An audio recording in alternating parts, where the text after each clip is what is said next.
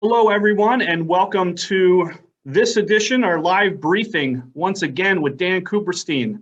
I'm Brian Feeley, Senior Vice President of Marketing, and of course, Dan is our very own ERISA attorney, head of compliance team. We're excited to have you on board, and we're excited to have our Regional Vice President of Account Management with us, Ray Kim. Ray works out of our Philadelphia region, and we're so glad to have Ray on with us because clearly, as it relates to this topic that we're going to be covering, what we're hearing from the street, what we're hearing from our clients is absolutely important. And Dan, he always has his ear against the rails for as it relates to anything on compliance, the government legislations. And, you know, boy, I'll tell you what, I feel like the last several briefings that we've had, it just continues more and more, whether it be somewhat clear guidance or not so clear guidance. And yet again, here we are waiting for some clarifications, but big stuff has happened. So we're going to cover some of the things that I think you're all aware of for this one. Vaccine mandates, surcharges. What are we doing? You all heard about the recent news that came down from the federal government that Joe Biden made the announcement. We'll talk about that. What does that mean for you? How are you going to make sure you comply with what might be coming right around the corner with the OSHA announcement? So we'll get into that because there's a lot of ways that employers can go and they're asking questions. Ray is hearing it, Dan is hearing it. Let's try to make sense of it for you. I also want to call your attention to the fact that some of you may have already participated in the survey because we were curious. We wanted to know what folks were thinking about. What were they going to do as it relates to, you know, the vaccination, if they're going to do surcharging, are they going to mandate the vaccinations? And everybody wants to know. So we're going to share that information as much as we can. It's an active survey, but you'll see in the chat, we're going to provide some resources to you that you can check out, you know, whatever it is that we're covering today. But in addition to that, other compliance news, but you're going to see a link in there to take this survey. So I encourage you to do that. This way you'll get a sense of what your peers are talking about doing. And we'll provide the report, a summary report. It's an anonymous survey, so we're not going to be able to send it directly back to you, but we can go ahead and compile a report for you, and we'll post it, and we'll make that part of our general announcements that we do.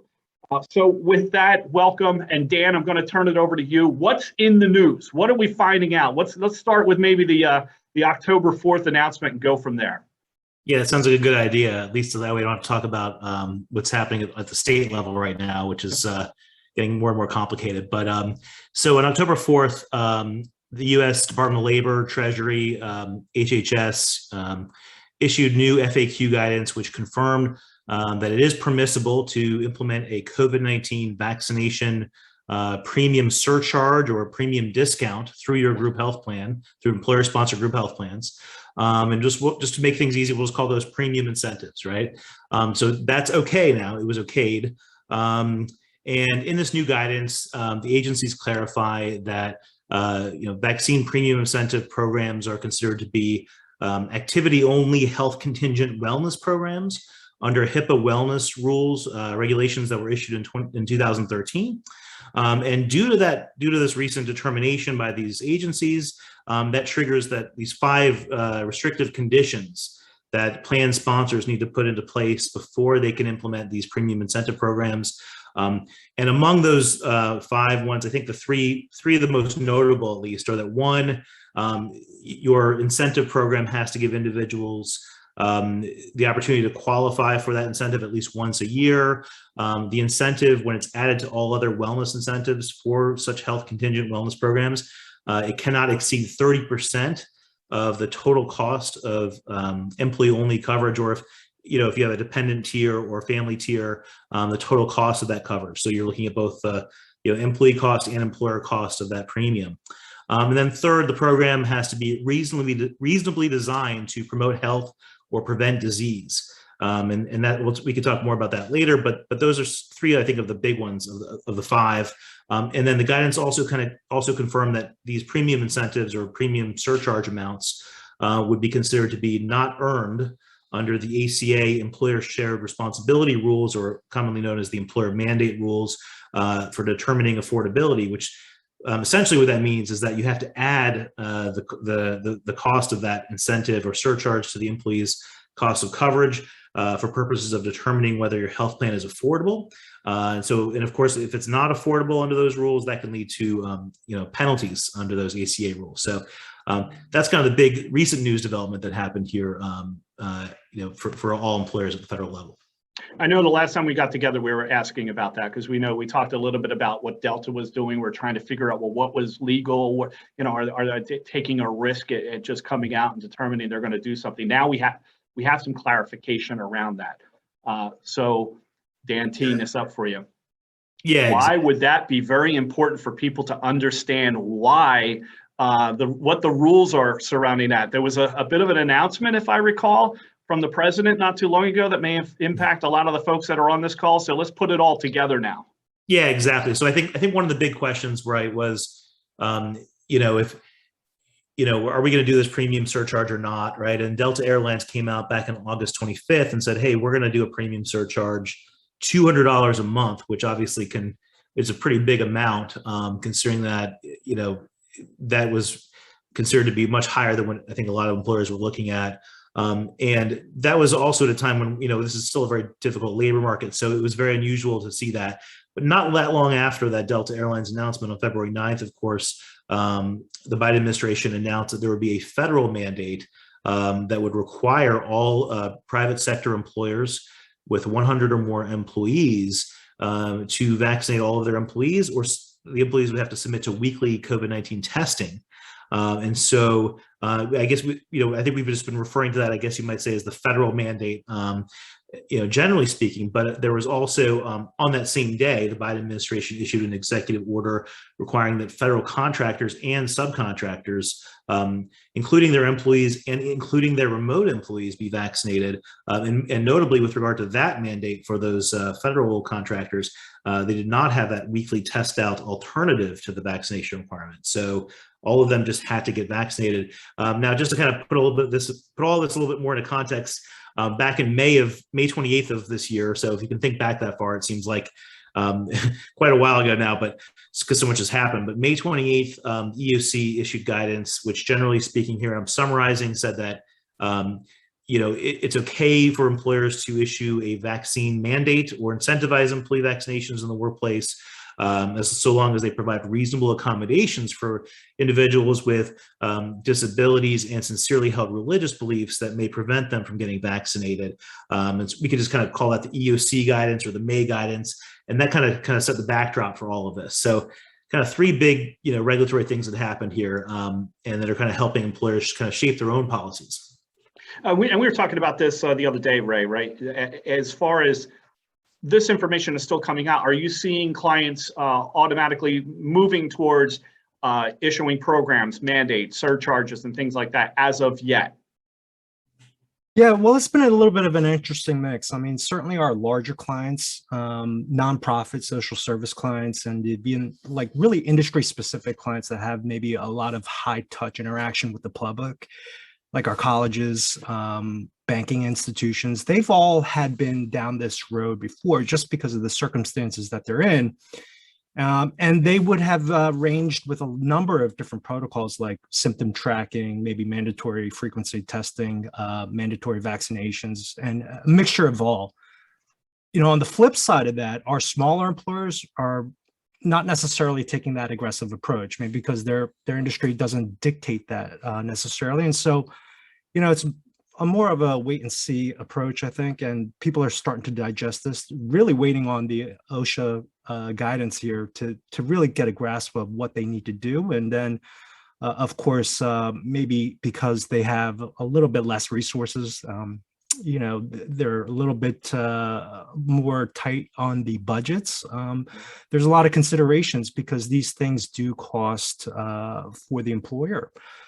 Testing is not necessarily cheap. And if you have to do it every week, it can be quite expensive. So, yeah, those are some of the interesting clarifications on testing. Well, you can go out and you can get a test right now. I don't have to pay for that. I can go to CVS, I can go to Rite Aid or whatever. I can get my test. It's all good. However, right, Dan, if this is part of that employer program, that's a no-no, correct?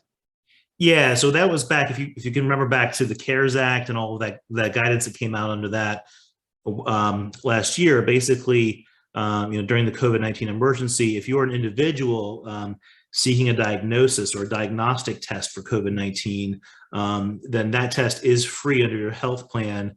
And, so long as there's, you've had an exposure, there's a reason for why you need it. Now, they drew an exception to in that guidance, or the CARES Act, they drew an exception for workplace testing, surveillance testing, things like that for workplace safety and health. And so the costs, costs can be quite high for employers. And I think we've seen a number of different strategies out there that employers are looking at to avoid the high cost of testing. I think one is, right, we're seeing, especially with the larger employers out there, we're seeing that they are looking at imposing their own more strict vaccine mandates than what the federal vaccine mandate is, and that they're not having any kind of test out alternative. Of course, they still are offering reasonable accommodations to employees with disabilities and those with sincerely held religious beliefs. And in some cases, those reasonable accommodations do mean some form of testing, but not always. And so that can significantly lower your cost if that's how you want to do it as an employer. And the other way is, I think, just kind of looking through, all the different kind of vendor solutions there are out there to kind of lower your potential costs and things like that. I know Ray has a lot of experience there, but I think those are kind of the two big things that employers have kind of looked at, especially when they're concerned about this new federal mandate going into effect. I should also mention, of course, premium surcharges, right? I mean, that's could be another way to kind of cover your cost, right, of the high cost of this testing. Ray, do you think that everybody had a full understanding or a clear understanding that, when the announcement was made about the mandate coming down and the upcoming OSHA clarifications, the actual ruling on this, the guidance, that they would be impacted? Or did a lot of people think that, this is about federal employees? Yeah, that's kind of the feel that I got, that a lot of it kind of really just was flying under the radar a little bit. And many of the folks that I've talked to, both on the carrier side and the client side, have just assumed that this was a federal worker contractor type of mandate, but kind of really flew under the radar that this is going to eventually affect our 100+ employee clientele.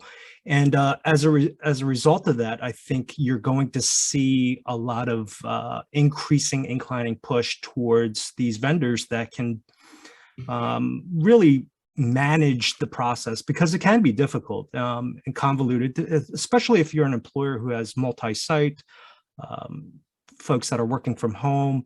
And it really is going to be conditioned upon how aggressive you are going to comply with the mandate. As Dan had mentioned, there's nothing preventing an employer, as far as the rules are today, that you can be more restrictive. And oddly enough, being more restrictive means that maybe you don't do testing. And so therefore, there's a less of a cost burden for you.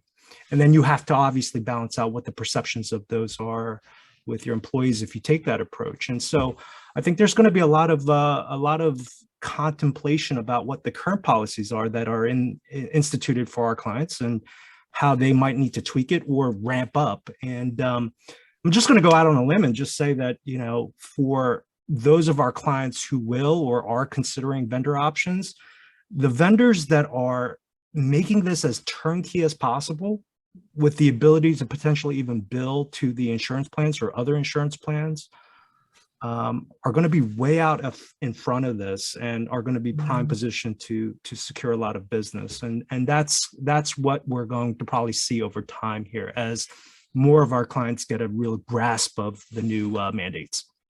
I think, getting a grasp of what this all means for them, I see that in some of the early survey responses that we're getting. It seems to me that most organizations are at least identifying their population by vaccinated and unvaccinated. And that's obviously a good thing to start to get, the calculator out and figure out, all right, am I impacted by what OSHA may come out with, and to what tune may I be impacted by financially? Beyond that, what's interesting is that I also see in the survey responses, even though they understand the population, most have not gone down the path of considering a mandate, right? They're not mandating it at this point. Now that may be taken out of their hands, depending on state lawsuits and all that. Let's just put that aside a second. But knowing your population and knowing what's in front of you and understanding how are you going to implement and maintain that kind of a program, Ray, to your point, that has to be very, that's a daunting task. But what, we're going to have a little bit of a leeway here, right, Dan? I mean, typically these things, they don't drop, right away. Okay, tomorrow, November 1st, you're on the hook for doing all this. We're going to have a little bit of a break to get this all in order, correct?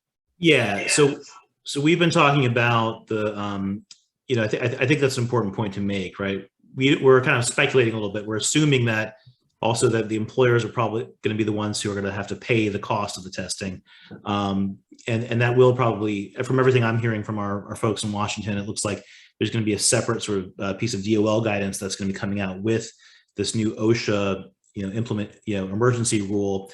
And it sounds like it's most likely the case that the employer will have to pay for this weekly testing if it's going to be kind of going by the federal mandate. But at the same time, I think it's important to understand that it's also understanding that this federal mandate that OSHA is issuing is really going to be more of a floor, and that employers will be allowed to do more restrictive vaccine mandates. Of course, putting all that state stuff aside for now, right? I think it's our understanding that the employers will be able to do much more strict vaccine mandates than what the federal mandate requires. And then going to your second question, so I kind of wanted to clarify that first, and then with regard to that second part, right? We will have time. It is expected to be released in the next 2 to 3 weeks or so. From everything I'm hearing from Washington and OSHA attorneys I speak with, we are going to get that OSHA rule probably in the next 2 to 3 weeks, and then there's expected to be at least a 75-day period to kind of get into compliance with that rule. And so it looks like we'll probably be quite close to the end of the year, probably before it goes into effect. But certainly by 1/1, I think most clients with most private sector employers with 100 or more employees will have to do something to comply. What are there any any traps along the way? I mean, if we go back to the different briefings and webinars, and even just the e-alerts that we put out there, there may be a rush to get this in order and get things started. But I just there's wellness to consider. There's all these different rules. Like, how should they go about doing it? I mean, the first part is to identify your population, right? But are there things that, steps they need to take right now, regardless of what happens with OSHA, that they should be thinking of and considering and looking into so they're ready to hit the ground running? Yeah, and I think surveying is a great approach, and I think it was interesting to see that. I think you said it was around 2/3 or so of those we surveyed have already surveyed their own employees, right around that number, around 64%. Yeah. And I think so that's a great first start, right? Kind of see where people are on that path of vaccination, and then I think you have to kind of look at where you are, right? What kind of industry you are. Obviously, if you're a federal contractor or subcontractor, right, that's a very different thing. You have much more specific rules as to what you need to do already. We already have guidance on that. But if you're kind of a private sector employer, 100 or more, and you're not a federal contractor, then you're really going to be looking at your industry, right? I mean, if you're looking at we've already seen some of the large airlines, a lot of the I guess you'd say public facing types of industries out there, like airlines in particular, have been some of the first to sort of announce the details of their vaccine mandates, because obviously I think there's much more of an importance there, also because of public perception and other things, to show that you're taking a strong line on vaccines. So a lot is going to really depend on your industry and what kind of type of employer you are. And I will say there is, of course, an impact based on geography and state law as well. I mean, we saw what happened yesterday. I kind of briefly alluded to it yesterday, but the big news came out yesterday, of course, that Texas, the Texas governor issued a state executive order that had broad exemptions to any entity in Texas that would be issuing a vaccine mandate. You could basically get out of it if it was just a matter of personal conscience. You just didn't believe in it. So basically kind of saying, you can't have vaccine mandates in Texas. So that was a pretty big development in the news yesterday. And also we saw in Florida that looks like the governor of Florida is also going to be suing. It came out yesterday. They'll be suing one of the counties of Florida that implemented a vaccine mandate. as as essentially against their vaccine passports law. So in addition to all of this, of course, 24 states have already said their attorneys generals have issued a letter to the Biden administration saying that they will be opposing the OSHA rule when it comes out. So there's just no doubt there's going to be litigation here.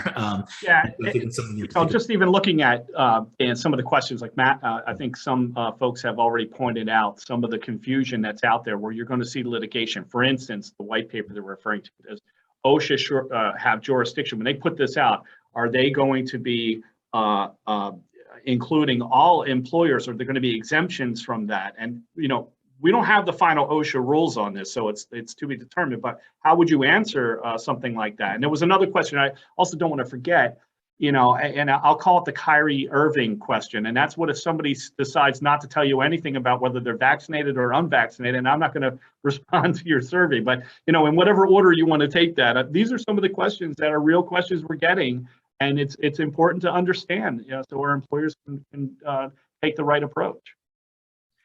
Yeah, well, look, I mean, I think the good news, I think one of the big questions, of course, is, well, if you are implementing the vaccine mandate in compliance with federal law, right? If the federal regulation comes out and you're just following the federal rules, right, you should be okay, right? And in fact, we saw yesterday that Southwest Airlines and I can't remember the name of the other one, I think it may have been American. There's another airline based in Texas, and they said, hey, we're just going to follow the federal rules, right? Right, and so I think as long as you're sort of following the federal rules, you'll be okay. And I think some of the specific questions there about, well, could we fire someone who doesn't want to tell us, like the question you had about, could we fire someone who doesn't want to tell us their status or things like that? I mean, yeah, you can, right? I mean, yeah, obviously, if you're just taking a survey, right, or just an anonymous survey as sort of like first step, right, you probably don't want to fire someone for not taking an anonymous survey, right? That's obvious, right? But if you're getting to the point where you're implementing an actual mandate, then yes, I mean, it's that's why it's called a mandate, right? Because you can, so long as you're offering those reasonable accommodations, right? This was clarified back in that EEOC guidance from May 28th, right? So long as you are offering reasonable accommodations for individuals with disabilities and sincerely held religious beliefs under Title VII, then you can fire people. You can just fire them if they don't get vaccinated. I mean, that's basically what a mandate is. All right, so let's say that there's a mandate here, and we're in Texas, and the OSHA comes out and has its rules and 100 plus. Here's everything that you thought it was going to come down, and it is, and you enact that. But Texas says you can't do that. So what trumps what? Ooh, I used a bad word. Sorry, I don't try to get political, so I'll try to keep Biden and Trump names out of this. But what rule, what regulation, what mandate or law, whatever you want to say, what overrides what? State, federal? Yeah, unfortunately, see, I think that's the big ultimate, that's like the big question that I think even the constitutional law experts haven't really fully, analyzed yet, and it will be up to the courts really to decide at the end of the day. But I can say that if you're following the federal law, right, you're not going to get into any trouble. I don't think in general, if you're following what the federal law says, and I think that's kind of probably the safe approach. I mean, look, that's what the airlines came out with. They're based in Texas saying yesterday. Now, one of them said, hey, we're also a federal contractor. So I think that may have been their out, right? Because it's like, hey, we also have these very specific federal contractor rules that we have to comply with. But I think that's really going to have to, at the end of the day, be resolved by the courts, because under our constitutional, and I'm not an expert, obviously, I'm just an ERISA lawyer. I'm not an expert in constitutional law here, but generally speaking, the way the Constitution works is that, right, the states can create more favorable protections for their employees, give them more rights and more freedoms, right? But at the same time, right, if the federal government is concerned about health and safety measure that could cross state lines, and that could have an impact on public health and safety that's sort of, across all the states, then they have room to regulate there as well. And so that's where there's always that sort of balance act that at the end of the day, unfortunately, probably is going to have to be decided by the courts. Well, I know we're anxiously awaiting what the OSHA rules will determine here and clarify for us, because I know personally I have siblings, brothers working in organizations. They went ahead and they've made they have mandates, and they're all a little bit different. One is a complete mandate date. Here it is. You're either vaccinated and that's it. If you're not working for the organization. Another has something similar, but for the remote workforce, they're going to continue to work remote. And Another one that we know, yeah, they're going to be remote, but they still have to test. Like, it's all over the place. So, you know, I know we only have a few minutes left. I want to go to Ray and just say, you know, in addition to all of this that we're dealing with and trying to understand what we're going to do at the employer level to get it right for their organization and their employee population, there's still benefit plans being figured out. There's open enrollment going on, you know, and at the end of the year, we're going into 2022. What's the mindset of our clients, and what advice do you give them right now? You know, hang on, enjoy the ride. Are we going to be? What are you hearing that can be shared with everybody on this call? Because, you know, we start talking about this stuff, it can be very daunting, and it's a lot to handle. Yeah, I think it's important not to panic either, right? Because this is new for everybody, Brian and Dan. And so we're learning as we go along. And if you look at, you know, some of the major concerns with testing and vaccinations, it's really a large part of the angst, I would say, is about the administration of it, right? And so part of our job as consultants at Corporate Synergies is to provide a little bit of that comfort, knowing that we're vetting out these vendors on our clients' behalf. And so there's a little bit of trust there from us to our clients to say, okay, we're going to help you along the way. But in addition to that, these compliance sessions are also very helpful. I think what we need to be thinking about as employers is to say, okay, let's start putting this to pen to paper, at least a little bit, so that we can start thinking about what these chess pieces and how they will move, so that we're really fully prepared once the regulations are crystal clear. And I think when you talk about administration, you're going to possibly do something internally, but very well maybe considering outside solutions. And so if those outside solutions are something that is going to be considered, then we want to really think about it a little bit more second level. And that would be something like just making sure that the vendors that you're selecting have a core business philosophy that pre-pandemic was successful. I think if you've seen some of the trends that are out there here from a vendor administration perspective, you've seen a lot of pop-up companies, and that's kind of something that we're going to see a continuation of, and I would be a little bit cautious about that. So, but a lot of this is about pre-planning, talking with your consultant about how to design something that is tailored to your organization. Not everybody is going to want to fire or let go of somebody who is not vaccinated. I think most of our employers are not going to want to go down that road. And so if that's not the case, then testing will be an alternative, or maybe even mandatory remote work instead of testing, right? So if you're not going to get tested or not going to have a testing program, then you have to work from home. So there are different types of styles that are going to be considered here, and we just want everybody to know that we're here to support that.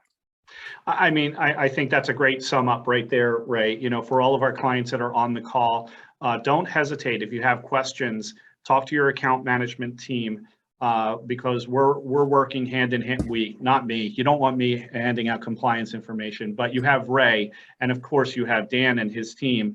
And I just want to also acknowledge that there are questions that go into, you know, a little bit scope beyond our area of expertise. But please don't hesitate to ask, because we will go out to those who are experts in those areas of employment law and try to help you make sense of things. It's not our core concentration as ERISA attorney and compliance officers on our team. That's what they're working on. But we understand the complexities and how this involves everything. So don't hesitate to reach out to your account management team. We have such great experts on the team to help you, and we're there with you.